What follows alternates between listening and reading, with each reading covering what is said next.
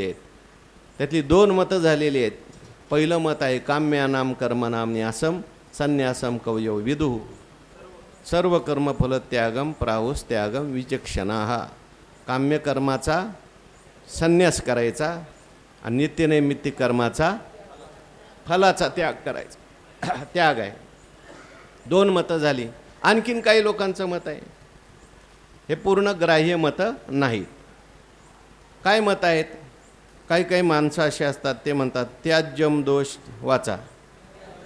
त्याज्यम दोषवदित्येके कर्म प्राहुर्मनीषिणः यज्ञदान तपकर्म न त्याज्यमिति चापरे. बोला, अन्वय कोण सांगते?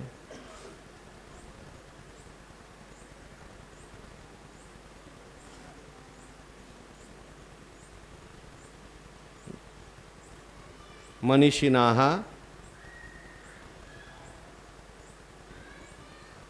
एके मनीषिणाः दोषवत कर्म त्याज्यम इति प्राहु. काही मनीषी लोक आहेत. मनीषी म्हणजे विचार प्राधान्य ज्ञानी लोक. कोण आहे ते मनीषी?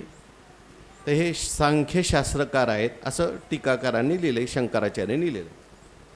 सांख्यांचं जे तत्त्वज्ञान आहे, सांख्यशास्त्रकार जे आहेत ते मनीषी आहेत. म्हणजे त्यांनी या कर्माचा खूप विचार केलेला आहे आणि त्यांच्या लक्षात असं आलेलं आहे. सांख्यांचं जर आपण कारिका वाचल्या, या सांख्य कारिकेमध्ये सगळी जी कर्म आहेत ती दोषयुक्त आहेत असं सांगितलं आहे. कोणतंही कर्म करा तुम्ही, त्याच्यात काही ना काही निर्माण होतो, दोष निर्माण होतो. पुढे भगवंतांनी सुद्धा सांगितलेलं आहे,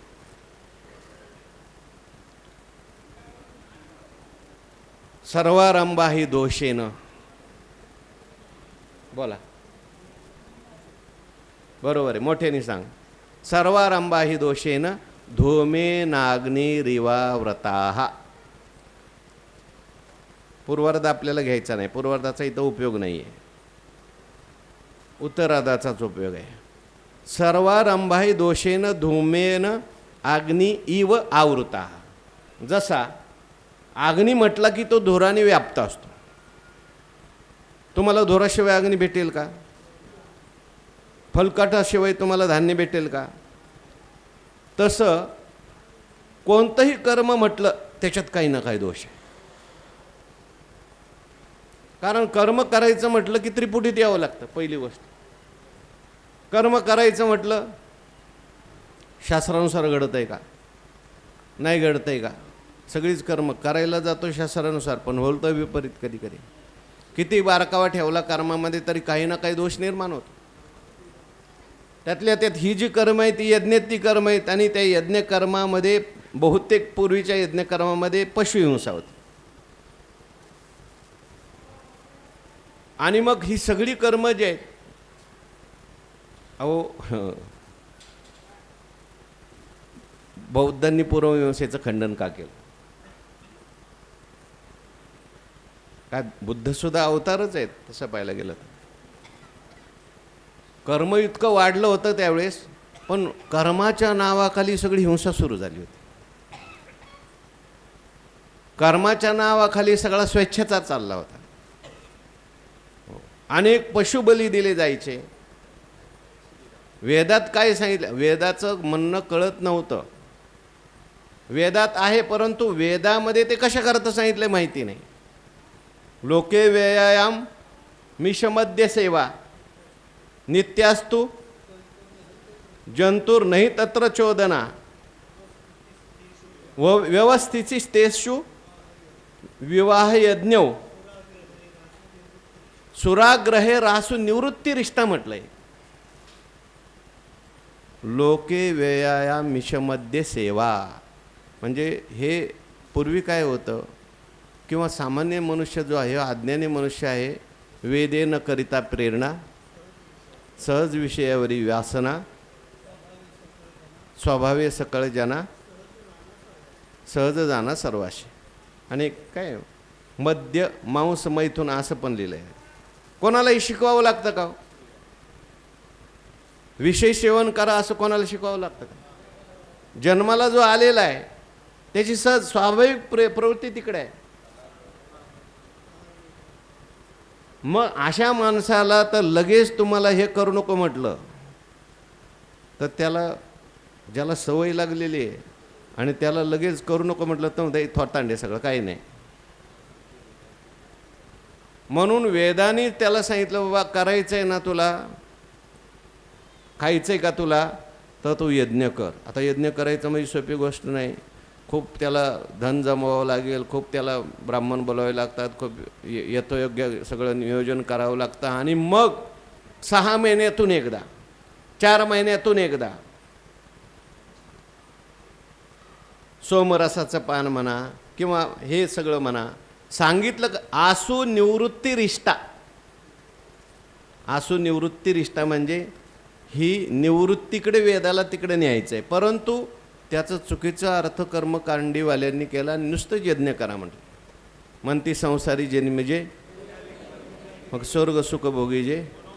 हो, ते खंडन केलं ना. ते म्हणले हे तर याला बळी जर दिला तर त्याला स्वर्ग मिळतो. यज्ञात, यज्ञातलं जी हिंसा आहे ती हिंसा नाहीच आहे. पूर्वमीमांसकाराचं मत आहे, त्यांनी सिद्ध करून दाखवलं आहे. त्याला स्वर्ग मिळतो त्या प्राण्याला तिथे. मग ते 4 वाघ चिडले, बौद्ध चिडले. ते म्हटले मग तुझ्या बापाला स्वर्गात पाठवायचं ना, डायरेक्ट बळी दे ना त्याचं इथं. त्यांची भांडणं आहेत सगळी.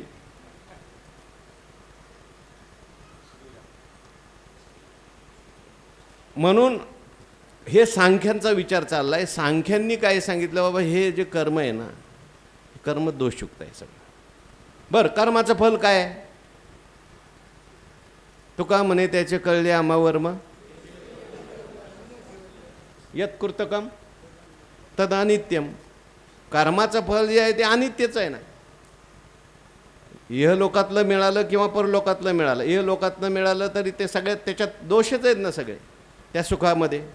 इहलोकातलं कोणतंही सुख मिळालं, हे सांख्यकार आहेत त्यांनी 3 प्रकारचे दुःख सांगितलेले आहेत. आध्यात्मिक, आदिभौतिक, अधिभौतिक, आदिदैविक. आणि या दुःखाची निवृत्ती होऊ शकत नाही यांनी सांगितलं. बरं, स्वर्गातलं सुख आहे त्याच्यामागे क्षय अतिशय दोष लागलेले आहेत. म्हणून त्यांचं म्हणणं येतं की बाबा काही लोक असे म्हणतात, हे जे सांख्य आहेत ते त्याज्यम दोष वदिती की कर्म प्राहुर मनीषिणा. मनीषिणा किम प्राहु? मनीषिणा एके मनीषिणा कर्म दोषवत, दोषवत कर्म त्याज्यम इति प्राहु. ते म्हणतात सगळं कर्म दोषयुक्त आहे म्हणून सगळं कर्मच सोडून द्या, कर्मच नको असं म्हणतात. आणि काही लोक आता त्याचं खंडन करायला लगेच पूर्वमीमांसक उभे राहिले. अहो असं कसं म्हणता, सगळंच कर्म सोडून द्या. कर्म सगळं सोडणं शक्य आहे का माणसाला? अहो कर्म सोडणं हे सुद्धा कर्मच आहे. आणि कोण म्हणतं तुम्हाला हिंसा होते म्हणून पशुची? तो पशु स्वर्गाला जातो आणि उलट यज्ञ केल्यामुळे पुण्य लागतं. म्हणून हे जे पूर्वमीमांसक आहेत ते त्यांनी बरोबर पटवून दिले, त्यांचं दर्शन आहे.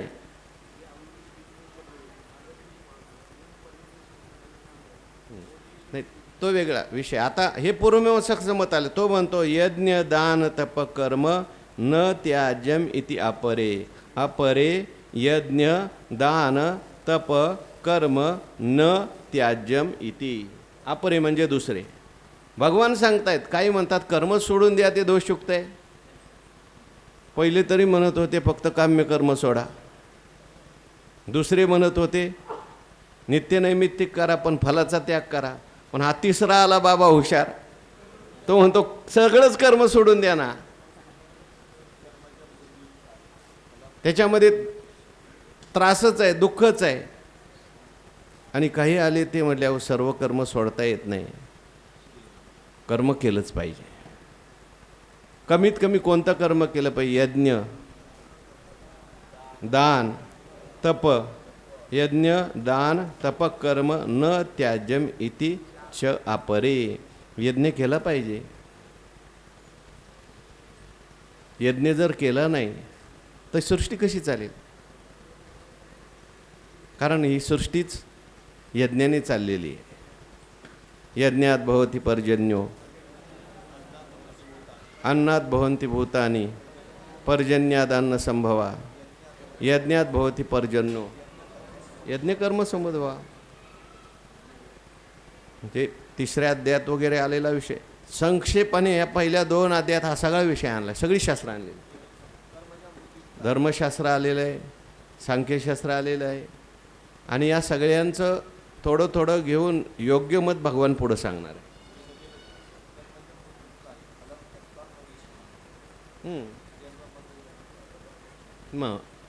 म्हणून यज्ञ केला पाहिजे बाबा. यज्ञ जो आहे ह्या सगळ्या, सूर्य आपल्यावर रोज उपकार करतो. कधी वीज बिल पाठवलं का सूर्याने? सूर्यासाठी यज्ञ नको करायला का? अग्नीची किती मोठी कृपा आहे आपल्यावर, मग अग्नीसाठी यज्ञ करायला नको का? म्हणून यज्ञ केला पाहिजे त्यांचं म्हणणं आहे. यज्ञाने पाऊस पडतो, यज्ञाने अपूर्व निर्माण. आता हे पूर्वमीमांसक काय, ते ईश्वर वगैरे काय मानत,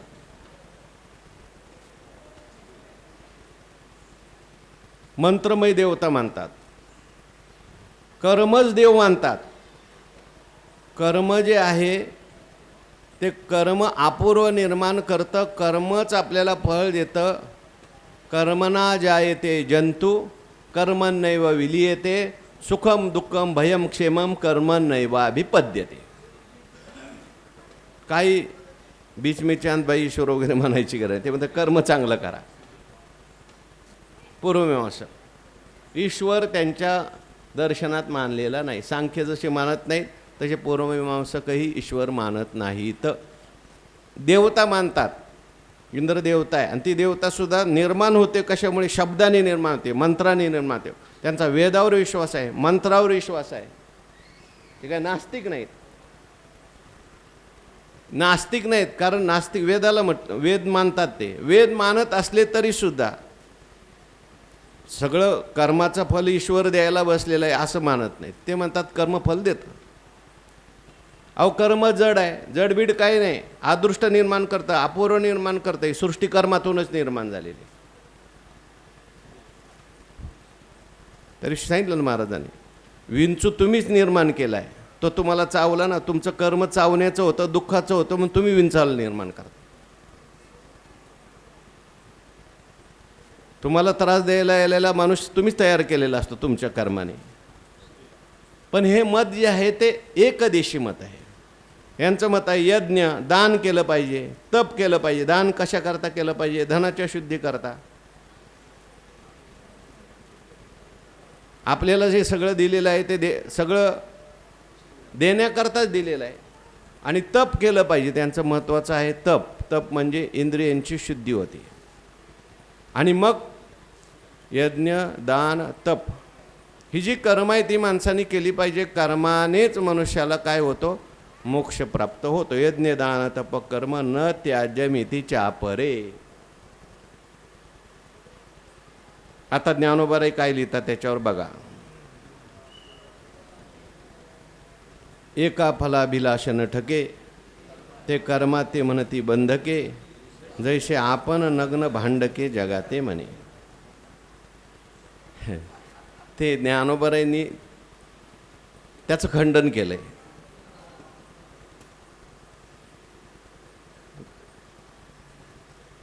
श्लोकात काय आलंय?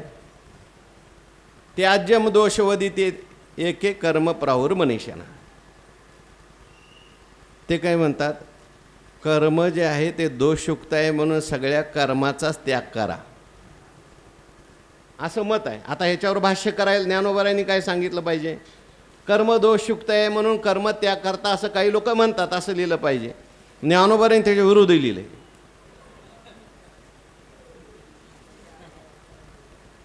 कारण ज्ञानोबारायांना खंडन मंडन करत बसायचं नाही, साधकाचं कल्याण कशात आहे हे सांगायचं.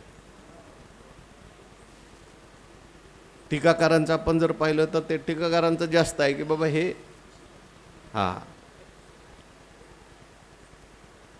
हे संन्याशा करता नाही.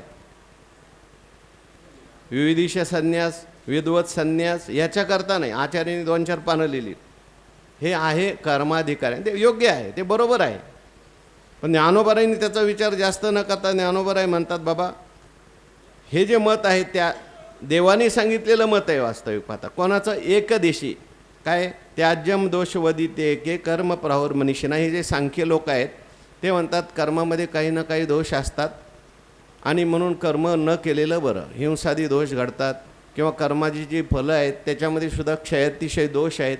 त्यामुळे नको कर्म, कशाला कर्म करायचं? बरं, कर्म करताना विक्षेप होतो.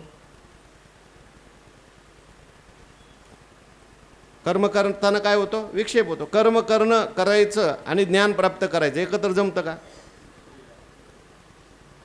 ज्याच्यामागे खूप कामाचा व्याप आहे त्याला ज्ञानेश्वरी चिंतन करायला जमेल का लगेच? म्हणून तो काय म्हणतो? नको, सगळं काय करा, सगळं कर्म सोडा आणि इथं येऊन झोपा काढा.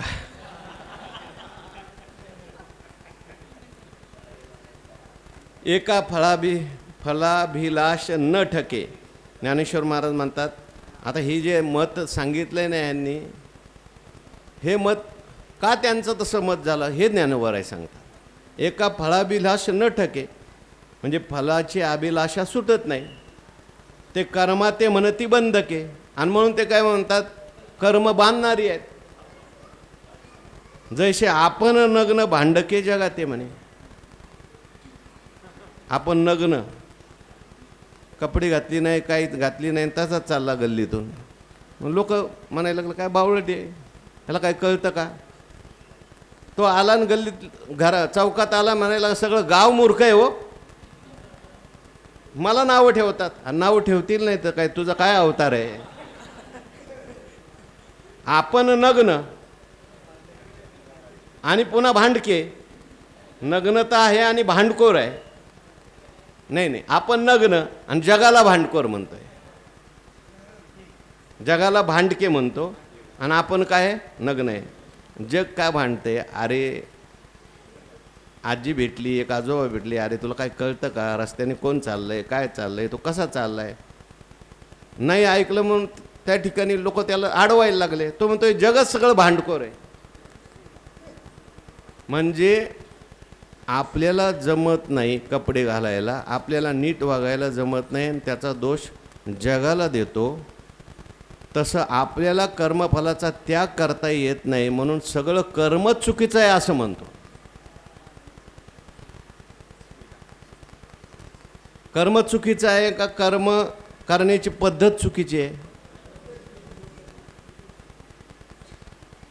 पण कर्माला दोष देतात लोक. हो काय आमचं कर्म, आम्हाला असं झालं, आम्हाला तसं झालं. कर्मनी नाही, कर्म करण्याची तुझी पद्धत चुकलेली. कर्मच नको मला म्हणून तो नग्न होतो. नग्न होतं म्हणजे काही सगळी कर्मच सोडतो. शुकाचार्य नग्नच झाले ना, पण जनकाने त्यांना उपदेश केला. कर्म सोडणं म्हणजे नग्न होणं आहे. आणि एखाद्याने कर्म सोडलं तर लोक त्याला त्या ठिकाणी हसतात किंवा कधीकधी शिवे देतात. अहो बाबा तुम्ही आले आमच्याकडे, पण काम करायला काय होतं तुम्हाला? मधुकरी मागायला तुम्ही आले, एवढी धडधाकट आहे, काम करायला काय होतं? असं एखादं म्हणतं का नाही?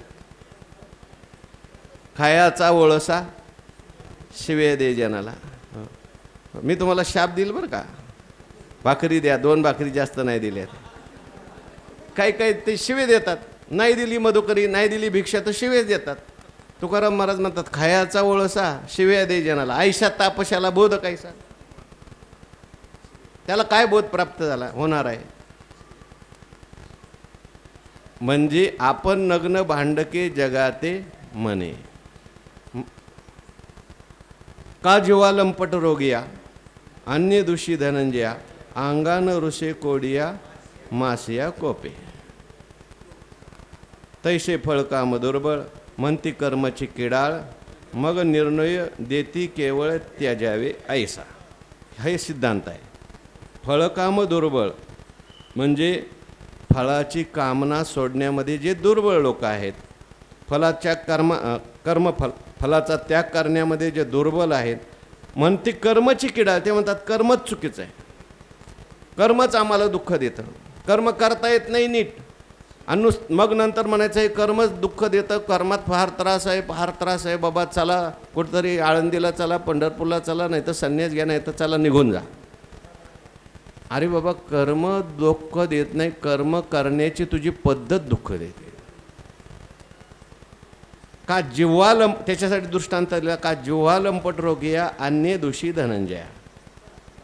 जिव्हा लंपट मनुष्य आहे आणि जिव्हा लंपट मनुष्य रोगी होतो. का रोगी होतो मनुष्य? त्या जीभ त्याच्या ताब्यात नाही म्हणून. बहुतेक रोग माणसाला झाले कशामुळं? हो, डायबिटीज झाला. का? 4-4 किलो चक्का खाल्ल्यावर डायबिटीज होईल नाही त्याला. खाण्याचा सुमार पाहिजे का नको? पोट बिघडलं म्हणतो. डॉक्टरनी सांगितले तू हे खाऊ नको, आंबट जास्त खाऊ नका, तिखट जास्त खाऊ नका. नाही, मुळव्याध झाला. खाऊ नको म्हणलं होतं ना तुला.